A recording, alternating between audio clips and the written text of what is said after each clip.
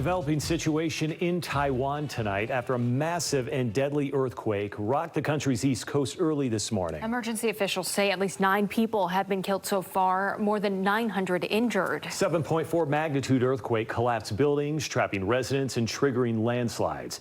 Taiwan's National Fire Agency says several dozen people are stuck inside collapsed highway tunnels. This quake is the strongest to hit the island in a quarter century, with the threat of aftershocks still possible. President Biden says he is monitoring the rescue and the recovery efforts, and the U.S. is standing by to offer assistance. Now, Utahns in Taiwan are reeling from Wednesday's massive earthquake and the aftershocks since then. Yeah, as news specialist Shelby Lofton found out, even those located hours from the epicenter experienced violent shaking. These people lived through Utah's 2020 earthquake, and they said that event didn't really compare with what hit Taiwan around 8 a.m. Wednesday. It's like nothing she's ever experienced before. Jill Phillips panicked when she turned on the news Wednesday.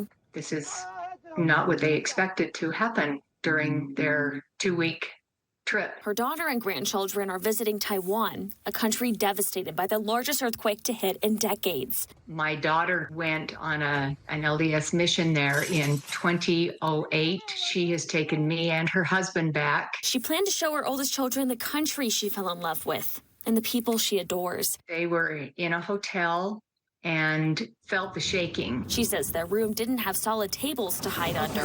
They tried to protect their heads. After more than what they said was 2 minutes of shaking, An eternity. they ran outside. The children hurt themselves going downstairs and things falling. Her granddaughter seriously injured her ankle. They feel like there hasn't been much relief since. Constant aftershocks. My granddaughter has a bottle of water on her nightstand so she can watch it sway. Brittany Aubrey says she isn't near the epicenter, but the shaking jolted her off the hotel bed. Everything just started wiggling. These light fixtures above our bed that were just shaking like crazy. She and her boyfriend went to visit some of his relatives, including his stepmother. She realized how big the earthquake was. She goes, okay, well, maybe that one's not normal, but earthquakes are normal here. She says this earthquake was far more intense than anything she's experienced, but the constant aftershocks keep her awake. It felt like the whole Utah earthquake. You feel the rumble. You're like, is that an earthquake or is that just like a big truck?